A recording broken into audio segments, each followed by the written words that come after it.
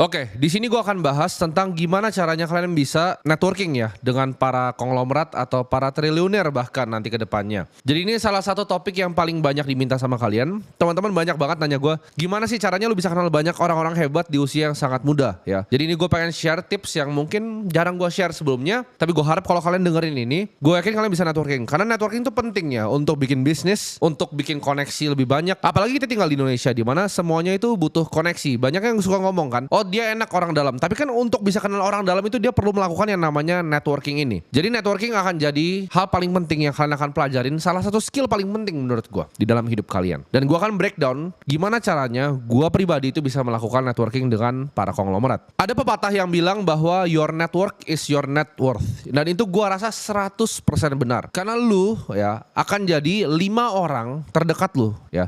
Kalau lu kebanyakan nongkrong misalnya sama tukang gosip, 5 teman lu nih, misalnya lu teman sekolah atau teman kuliah, 5 teman lu adalah tukang gosip, lu akan selalu ngegosip karena hanya itu yang kalian bisa omongin. Gak ada value yang kalian bisa saling berikan, gak ada ide bisnis yang kalian bisa omongkan, dan hanya yang lu bisa lakukan adalah jadi tukang gosip. Sedangkan kalau lu nongkrong sama tukang sepeda contohnya ya, 5 teman lu itu main sepeda ya kan, muter-muter sepeda, lu pasti beli sepeda dan akhirnya naik sepeda. Kalau 5 teman lu itu konglomerat, ujung-ujungnya lu pasti akan jadi konglomerat juga. Nah sebelum gue akan sharing tips gue pengen kalian bisa punya kacamata dari para mentor yang kalian mau capai ini ya. Kalian mau ketemu sama mentor-mentor ini, gue mau kasih kalian sedikit gambaran gimana caranya mereka itu mikir tentang kalian. Anggaplah kalian punya mimpi kan pasti. Anggap kalian udah 20 tahun di depan, 30 tahun di depan, 40 tahun di depan ya. Kalian tuh udah beneran sukses ya kan, udah pengusaha yang hebat atau investor yang hebat, uang kalian sudah banyak, koneksi kalian di mana-mana. Ya. Lalu kalian ngeliat diri kalian sendiri yang sekarang. Mungkin kalian sekolahnya sama kalian, cara ngomongnya sama, ambisinya sama gitu. Anak ini gila gitu, dari kecil udah gila gitu, ambisinya sama, kemauannya keras gitu. Dan gak cuma ambisi, dia benar-benar melakukan sesuatu, coba-coba terus ya. Lalu anak ini datang ke kalian, misalnya dia DM kalian bilang, bro ngopi yuk gitu. Apa yang akan kalian lakukan? Kalian udah sukses nih 40 tahun lagi, tapi anak ini punya banyak sekali kemiripan dengan kalian. Gue yakin kebanyakan dari kalian akan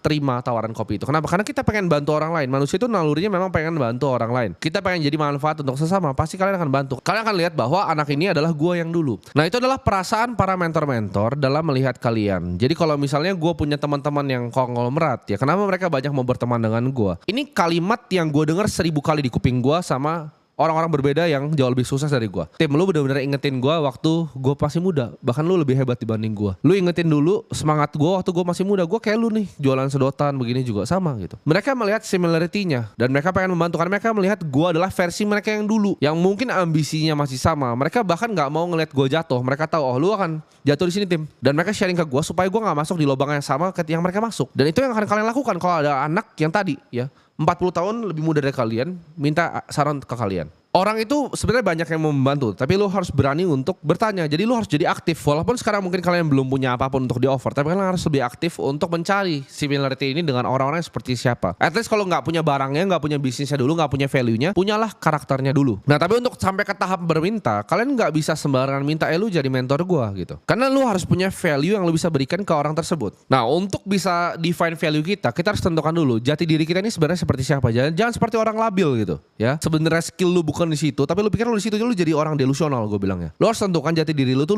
siapa gitu. Kalau misalnya emang hidup lu itu misalnya lu mau jadi seorang, gue kasih contoh aja, seorang editor. Lu jadilah editor terbaik satu Indonesia, lu adalah editor paling jago. Maka di situ lu akan punya value. Berbeda sama orang sampah yang cuma ngajak, oh gue mau jadi mentor gue, nggak akan diterima. Tapi kalau lu jadi editor yang terbaik di Indonesia, lu pasti punya value ke gue. Kalau lu mau jadi crypto trader, lu jadilah trader yang paling jago satu Indonesia. Di situ lu punya value untuk gue. Bill Gates dan Warren Buffett itu waktu pas muda pernah ketemu bapaknya Bill Gates. Lalu ditanya sama bapaknya Bill Gates, dikasih kertas ya, ada 20 orang. Jadi gak cuma Warren Buffett dan Bill Gates, ini 20 orang sukses dikumpulin sama bapaknya Bill Gates. Ditanya, kalian coba tulis satu hal yang bikin kalian sukses. Bill sama Warren gak koordinasi, mereka tulis satu kata, yaitu fokus. Bill Gates itu dari dulu terobsesi ya, dari sangat muda terobsesi dengan coding. Warren Buffett itu pertama kali filing tax dia ya, pajaknya dia pertama kali filing tuh umur 13 tahun. Dulu dia suka lempar kelereng tuh, kelereng di bathtub yang ada airnya, dia suka judiin itu mana yang lebih jauh. Dia suka hitung gitu. Kayak berapa sih ini tutup botolnya segala macam. Dia terobsesi dengan angka ya, angka dan matematika, dan dia jadi investor yang terbaik. Dia nggak pernah ke kanan ke kiri, selalu jadi investor dan jadi yang terbaik ya. Bill Gates juga sama, dia terobsesi dengan coding. Oh, ini bisa bikin sesuatu ini dengan software dan segala macam. Jadilah Microsoft ya, perusahaan nomor 1 dengan market cap paling besar di dunia. Karena kenapa? Satu hal, fokus. Ini nggak cuma ada di dunia bisnis ya, tapi di dunia manapun selalu sama ya. Misalnya contoh di industri medis, Tony Fauci itu dari kecil selalu udah mau nyelesain penyakit menular. Selama 50 tahun ya, 5 dekade loh, 5 dekade dia gak pernah keluar, penyakit menular terus dia fokus. Akhirnya ketika terjadi pandemi 100 tahun sekali, dia yang dipanggil pemerintah untuk bisa handle pandeminya. Itu contoh fokus. Ketika kalian mau define kalian tuh mau jadi siapa, jati diri kalian tuh udah gak labil lagi, kalian berhasil fokus di satu bidang, gak usah, kalau udah kerja satu, udah satu aja gitu, gak usah sok-sok lu bisa A, bisa B, bisa C. Gini contoh, lu mau apply kerja gitu ya, lu jadi bos deh, ada karir mau apply kerja, dia bilang, bos gue bisa multitasking, gue bisa ngedit ya kan, gue bisa modeling juga di Excel, gue bisa bikin operasional, gue bisa IT juga bos. Lu bakal hire gak? Gak mungkin, pasti lu bilang nih orang tukang banyak bacot gitu. Manusia itu gak ada yang bisa semua hal. Oh, kadang lebih bagus untuk jadi generalis dibanding spesialis. Itu lu di dunia yang mana ya? Sebutin gue satu generalis yang jadi orang paling kaya, gak ada. Sebutin gue satu generalis orang paling sukses, dokter aja namanya spesialis. Gak ada orang generalis yang pernah berhasil di dunia ini, gak ada, satupun gak ada. Buffett itu investment, Bill Gates itu coding, Rockefeller itu minyak, Andrew Carnegie itu baja, satu. Semuanya satu dan satu. CZ itu kripto, satu ya. Jadi ketika lu belajar jati diri lu di mana, lu create value di mana, lu bisa mulai cari nih. Kira-kira gue mau belajarnya sama siapa? Nah ini penting, gue mau create networknya seperti siapa? Itu dimulai dari diri sendiri dulu. Kalau lu diri sendiri nggak tahu jati diri lu mau jadi siapa, lu nggak akan bisa ketemu networknya dong. Masa lu pikir lu paling jago di satu hal, lu networking sama tukang kayu, kan nggak make sense gitu. Lu cari dulu lu mau jadi siapa, baru lu mulai di situ. Gue selalu encourage orang sebelum lu mau coba bahkan networking, punyalah value. Kenapa? Kalau lu nggak punya value, apa yang lu mau tawarin bos? Lu bukan pebisnis ya, lu punya skill juga enggak, ngedit juga jago juga enggak ya, bikin media nggak bisa, trading juga kagak bisa. Skill lu apa selain tidur ya? Nggak ada skill yang lu punya. Jadi kalau lu nggak punya skill, nggak punya value, nggak usah mimpi untuk networking. Nggak akan pernah ada yang mau ketemu sama lu. Contohnya, lu sekarang nggak punya skill, lu ketemu gue bantuin lu ini, gue punya ide bikin bisnis kopi kayak begini. Nggak penting. Lu nggak pernah bisa bikin apa-apa dan nggak pernah terjadi barang yang lu bikin. Nggak ada value yang lu bisa offer ke gue nggak akan pernah mau jadi mentor lu gitu. Beda nih, ketika lu datang lu DM, lu bilang gini, kok gue lihat nih, lu waktu itu lu mimpi lu mau punya Crypto City gitu. Gue ada konsep ya, apartemen modern. Kira-kira gue butuh modal 200 miliar. 200 miliar ini gue pakai dan gue bakal ngutang sama bank lagi sekian, skemanya sekian, udah ada tanahnya, apartemennya gue udah pernah bangun 3 apartemen sebelumnya. Nah lu mau gak partneran sama gue untuk bangun apartemen ini yang untuk anak-anak kripto tinggal di sini? Nah itu beda cerita. Atau misalnya gue ada tanah 600 hektar di Uluwatu gitu, mau bangun komunal area, developernya seperti ini site plan-nya, ini udah beres nih, bebasin tanahnya. Itu beda cerita gitu. Tapi kalau lu gak ada value datang ke gue, oh gue mau bikin coffee shop di pinggir jalan, udah lu itu cari yang selevel dulu gitu ya. Jadi jangan salah kaprah, ini penting nih ya. Lu cuma bikin uang 10 juta, jangan cari mentor yang punya duit 1 triliun. Kalau lu punya uang 10 juta doang, lu cari mentor yang kira-kira bikin 1 M, yang masih make sense mau ngajarin lu gitu. Nah ini gue juga step by step along the way, gak tiba-tiba mentor gue konglomerat, pelan-pelan. Gue punya mentor, gue lewatin. Gue punya mentor, gue lewatin. Gue punya mentor, gue jadi partner, gue lewatin. Gue punya mentor, gue lewatin lagi. Selalu seperti itu. Jadi ada progresifnya. Jangan lompat yang dipikir, lu jangan mikir diri lu paling hebat itu, enggak. Harus sabar, sistematis. Dan lu pikir ini, kayak lu pikir bikin bisnis ya, bikin network tuh gak gampang juga. Ada beberapa hal yang lu harus perhatikan, nanti kan gue share juga, yang harus lu perhatikan. Setelah lu bisa create value tadi yang gue bilang tadi ya, lu bisa tentuin circle lu. Nah dari circle ini, semua bisnis yang gue bikin itu awalnya dari berteman. Karena berteman, oke, lu bisa punya ini, gue punya ini, kita bareng. Lu punya ini, gue punya ini, kita bareng. Selalu seperti itu. Dan awalnya selalu mulai dari pertemanan. Networking itu penting karena kadang berada di waktu yang tepat dengan orang yang tepat itu bisa merubah hidup lu 180 derajat. Kalian mau percaya atau enggak? Tapi lu bisa begitu bertemu dengan orang yang tepat di waktu yang tepat, kalian bikin sesuatu yang tepat. Beres itu kadang. Orang kaya itu sangat menjaga waktu kalian. Jadi kalau kalian dianggap nggak penting ya, atau nggak ada similarity sama dia, kalian nggak akan digubris karena nggak ada value-nya. Karena orang kaya itu sangat fokus ya, fokus akan tujuannya karena dia bisa sampai ke titiknya karena dia fokus banget. Itu terus yang dilakukan kayak Bruce Lee, satu tendangan 1000 kali. Udah fokus. Kenapa dia bisa fokus? Karena dia sangat menjaga waktunya. Ya kayak gue sangat menjaga waktu gue. Dan cara kalian ketika udah sampai nih, kalian udah punya mentor, selalu memberi dan tidak pernah meminta. Ini kesalahan yang gue selalu lihat. Gue kadang suka lihat kayak tips networking dari orang-orang yang nggak punya network juga. Karena bilang, oh hubungan tuh give and take gitu. Nggak ada give and take ya sama konglomerat. Cuman give and give gitu ya. Bukan give dan lu minta gitu. Atau kasihnya 3 kali, kasih minta. Nggak kayak begitu ya. Yang gue lakukan sama yang super di top, bahkan orang-orang di bayangan orang sebutnya ya, yang nggak ada tuh kalau kalian cari di list di Forbes tuh nggak muncul gitu. Tapi mungkin nomor 1 aslinya gitu. Orang-orang seperti ini nggak bisa kalian minta ya. Dan mereka itu kenapa bisa sampai paling atas di hidup ya? Karena mereka tuh udah bisa baca orang. Ngeliat orang sekali udah tahu, nih orang si bangsat ini maunya apa, langsung tahu.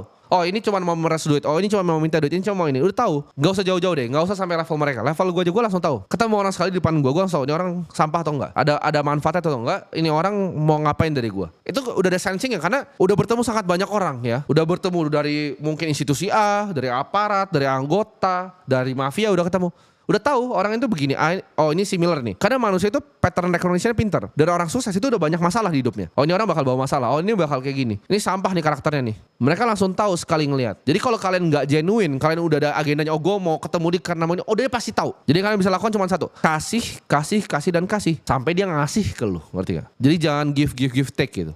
Kasih aja terus. Ntar dia juga akan kasih lu sesuatu kalau dia merasa lu berguna untuk dia. Jadilah orang yang genuinely baik ya.